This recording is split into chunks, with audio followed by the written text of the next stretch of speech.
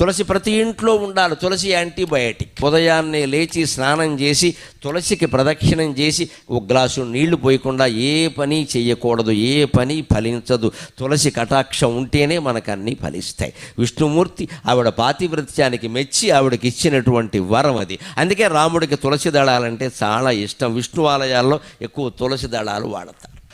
విష్ణుమూర్తికి అలంకారాలు బాగా ఇష్టం. అందుకని మల్లె పూలదండ, చామంతి పూలదండ, బంతి పూలదండ, గులాబీ పూలదండ, నీ ఇష్టం వచ్చిన పూలదండలన్నీ పట్టుకొచ్చి విగ్రహం మీద బారేస్తే వచ్చే ఇబ్బంది ఏమిటో తెలుసా? విగ్రహంలో పురుగులు చేరతాయి. విగ్రహంలో పురుగులు చేరతాయి. పువ్వుల్లో పురుగులు ఉంటాయి కదా, విగ్రహంలో పురుగులు చేరతాయి. ఆ చేరినటువంటి పురుగులు విగ్రహానికి హాని చేస్తే అక్కడే చనిపోతాయి, అక్కడే కుళ్ళిపోతాయి, రకరకాలుగా అవుతాయి. ఆ విగ్రహానికి పట్టిన మురికి మొత్తం పోవాలి అంటే విష్ణుమూర్తి ఆలయాల్లో తులసిమాల తప్పకుండా వెయ్యాలి.